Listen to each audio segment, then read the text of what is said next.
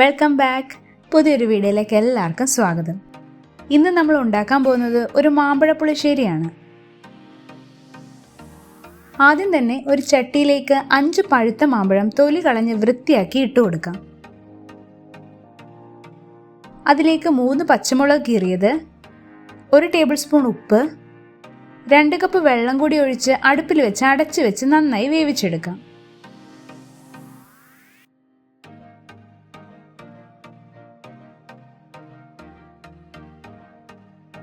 അപ്പോഴേക്ക് അരപ്പ് റെഡിയാക്കാം. അതിനായി 1/4 മുറി തേങ്ങ ചിരകിയത്, 1 ടീസ്പൂൺ ജീരകം, 1 ടീസ്പൂൺ മഞ്ഞൾപ്പൊടി, 4 ചെറിയ ഉള്ളി കൂടി ഇട്ട് ആവശ്യത്തിന് വെള്ളം ഒഴിച്ച് ഈ ഒരു പരുവത്തിന് അരച്ചെടുക്കാം. മാമ്പഴം വേവിച്ചെടുക്കുമ്പോൾ വെള്ളം വറ്റി നന്നായി വെന്ത് വരുന്നവരെ വേവിച്ചെടുക്കാം.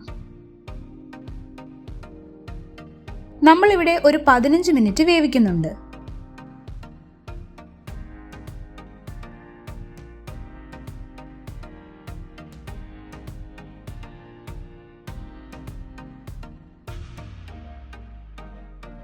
മാമ്പഴം നന്നായി വെന്തു വന്നിട്ടുണ്ട്.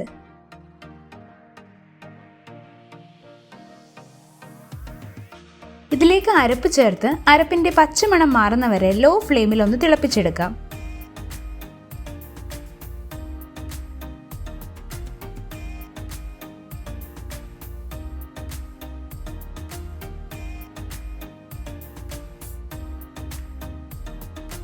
ഒന്ന് തിളച്ചു വരുമ്പോൾ ഉടച്ചു വെച്ച് 2 കപ്പ് തൈര് ചേർത്ത് നന്നായി ഇളക്കി കൊടുക്കാം.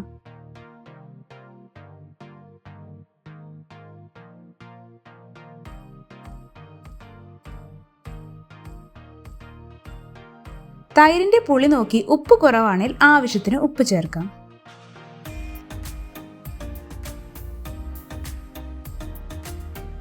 ഇനി ഇതിലേക്ക് 1/4 ടീസ്പൂൺ കായപ്പൊടി, 1/2 ടീസ്പൂൺ ഉലുവാപ്പൊടി, 1 തണ്ട് കറിവേപ്പില കൂടി ഇട്ട് നന്നായി ഇളക്കി വാങ്ങി വയ്ക്കാം.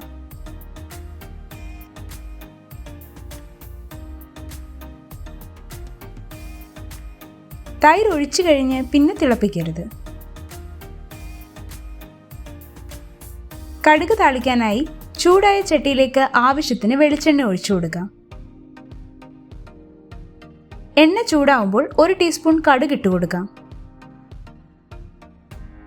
കടുകൊന്ന് പൊട്ടി വരുമ്പോൾ അതിലേക്ക് 4 ചെറിയ ഉള്ളി അരിഞ്ഞതും 3 വറ്റൽമുളക് മുറിച്ചതും 1 തണ്ട് കറിവേപ്പില കൂടി ഇട്ട് ഒന്ന് മൂപ്പിച്ചെടുക്കാം. ചെറുതായി ഒന്ന് മൂത്തു വരുമ്പോൾ 1 ടീസ്പൂൺ മുളക് പൊടി ഇട്ട് മൂപ്പിക്കാം.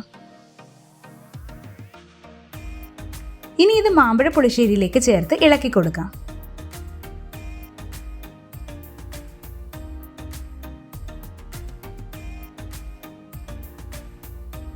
അങ്ങനെ നമ്മുടെ മാമ്പഴ പുളിശ്ശേരി റെഡി ആയിട്ടുണ്ട്. വളരെ എളുപ്പത്തിൽ ഉണ്ടാക്കാൻ പറ്റുന്ന എരിവും പുളിയും മധുരവും ചേർന്ന ഒരു രുചികരമായ വിഭവമാണ് മാമ്പഴ പുളിശ്ശേരി. എല്ലാവരും ഉറപ്പായും ട്രൈ ചെയ്ത് നോക്കുക. വീഡിയോ ഇഷ്ടപ്പെട്ട ലൈക്ക് ചെയ്യുക, ഷെയർ ചെയ്യുക, ചാനൽ ഒന്ന് സബ്സ്ക്രൈബ് ചെയ്യുക. Thanks for watching.